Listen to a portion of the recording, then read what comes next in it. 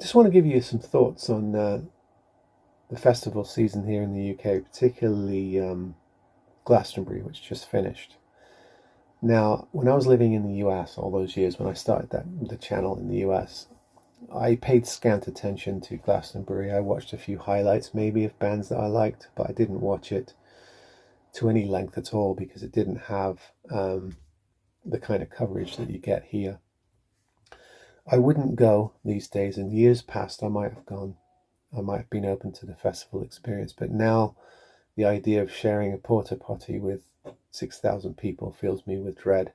It's not something I would enjoy. I might go to a smaller festival, but camping out with, 500,000 people, um, and dealing with that sort of crowd on a 3-day basis, particularly with the kind of lineup you see now, where you're sort of scratching to find bands that you really want to see, in my case anyway.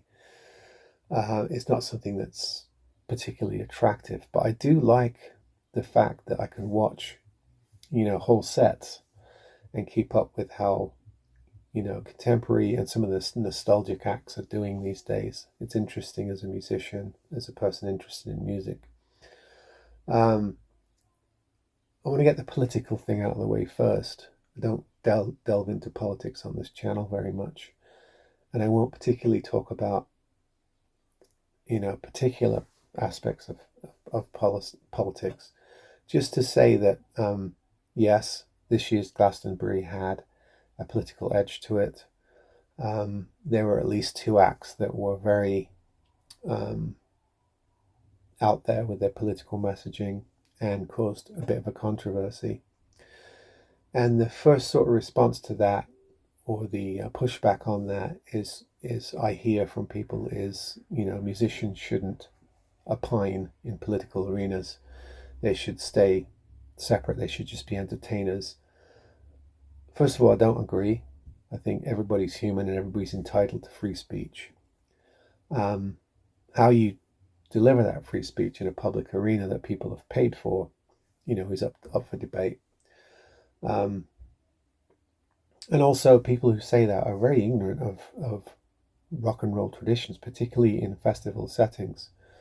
Rock and roll, right from the 50s and 60s, has always been political, has always been full of political messaging, has always upheld a protest tradition, from Vietnam to, apartheid, to, the rights of colored people, black people in various nations, equality, various wars, Gulf War, you name it. There's always been a protest tradition, particularly with left-wing politics. It's bedrock of rock and roll, particularly in festival settings. You think of the hippie, the flower movement. It was steeped in political lore, particularly counterculture, in political counterculture and protest traditions. So to say that, Glastonbury is becoming political, it's always been, and there's always been that kind of messaging throughout. Yes, I have a problem when political messaging turns violent and there is an advocacy for killing. However, I accept that, given current events in the world, I think people should be allowed to express themselves and use their music to do so if they feel like there's a particular issue or a moral issue that they need to weigh in on. And you have to accept it from the right and the left. I mean, we've got Bob Dylan and Kneecap on the left, and we've got Rod Stewart twerking for the Reform Party here in the UK on the right. And you got to say it's all free speech, and allow for it as long as it doesn't cross the line of, personal threat and safety issues, that sort of thing. However, to be offended by it to the point where your offence is greater at the messaging than the issue that's being raised is a bit ridiculous. I mean, there's a lot of issues that people are fighting for, that deserve your attention, whether you agree with the messaging or not. And that should be primary over, the particular style of protest that they're using. However, getting that political stuff out of the way, I do think Glastonbury's got corporate. I'm less and less interested in the mainstream, main stage acts. I didn't watch many of the nostalgia stuff.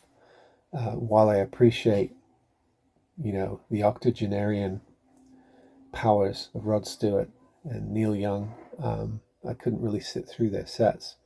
I tend to be drawn to the less popular, more artistic, more unique. Instead of Rod Stewart, I watched Black Country New Roads, which I think is a really artistic, clever, multi-instrumentalist band. If you hear people saying musicians of today don't have talent, they don't know how to songwrite, just go listen to that band.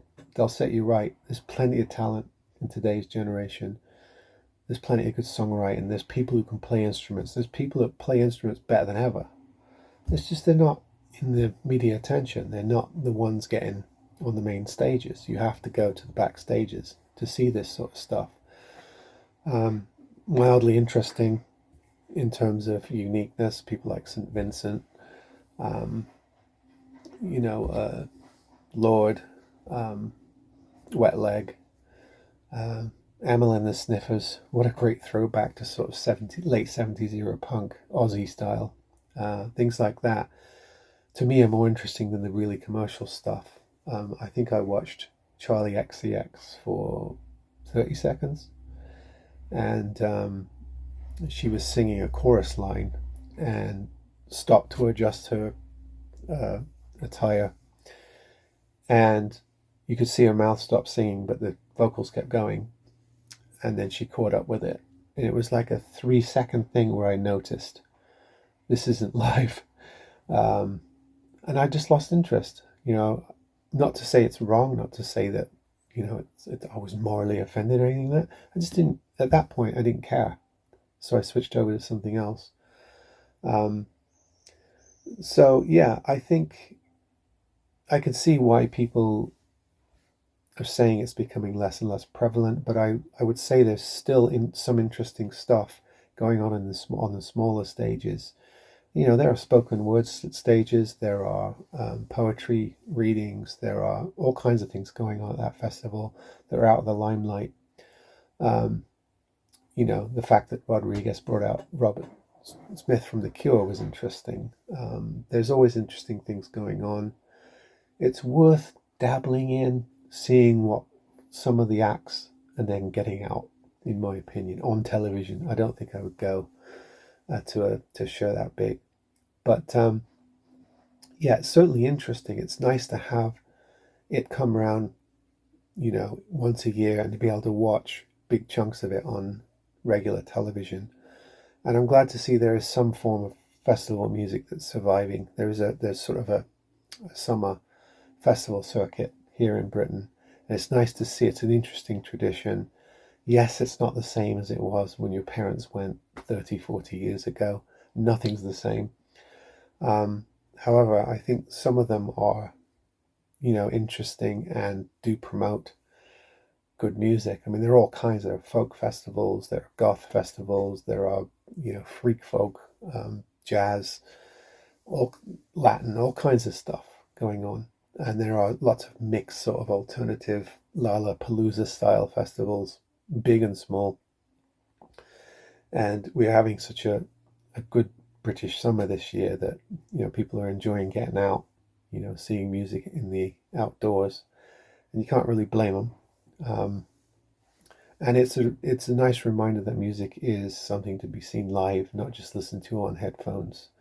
It is a tactile experience, and it's nice to see bands that play well live. There are a lot of bands that, whether I like their music or not, when I watch them on the BBC, they performed well. They had a good live set, a good sound. It was well mixed, well produced, and there are others that weren't. So, it's an interesting dynamic. It's interesting to see that sort of culture survive in some form, And of course, the diehards will tell you it's over, and the kids will tell you, okay, boomer, shut up, it's our turn. And it's, as usual, the truth's always in the middle somewhere.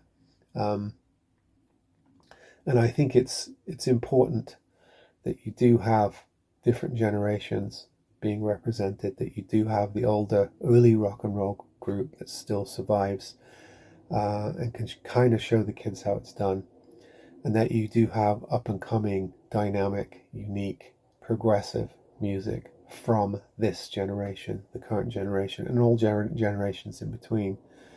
I think it's a good cultural event, but it's certainly something that you sort of pick through and take the bits that are valuable and discard the rest, because there is a lot of dross, in my opinion. There are some groups that I couldn't sit through more than a song, and there are others where I was spellbound for the whole set. So that's my take on the whole Glastonbury thing. It's always fun to look at the guitars as well. When I was watching this year, there's so many Gibsons and Fenders. It's still so prevalent. Every time you saw something different, you're like, wow, look at that. I think it was Wet Leg. Correct me if I'm wrong, but one of those sort of alternative groups, the woman lead singer came out with an acrylic mockingbird from BC Rich, with the BC Rich label, not the R Bernie Rico label, but and it was definitely an import from probably the 90s, early 2000s, and that was it was a joy for me because I was working for that company when that came out, and I remember those coming onto the production line. They had green ones, red ones, blue ones. I think they had clear ones as well. And this was a mockingbird, which is probably the most popular of them. So that was a real fun moment. And then, of course, I really enjoyed the Ernie Ball. Oh gosh, who makes the Sterling guitars? Just Music Man. There you go. St. Vincent. You know, her signature Music Man guitars are sort of fun, different shape, definite departure from the normal that you see on so many bands. You know, lots of customized signature, mostly Strat, Les Paul, Telly shape, style, homage type guitars, but some interesting derivations of that I saw on offer. You know, quite a few interesting acoustic guitars, lots of Martins, a couple of Guilds, one or two Taylors, the usual suspects, but every once in a while you see something a bit different. And then some that you can't identify. You're looking at it going, that must have been custom shop, or that must have been made by a individual luthier for that person. And that's always interesting as well. So yeah, there's my take on the whole Glastonbury thing. I hope you find it interesting. And those of you who watched or went or are going to or have been to a similar festival, relate your experiences in the comments below and share them with us. Let us know what you think of that format. Is it still relevant? You know, I'm sure there will be some political comments as well, but bring it on. It's all part of rock and roll in my view. All right, folks. See you next time.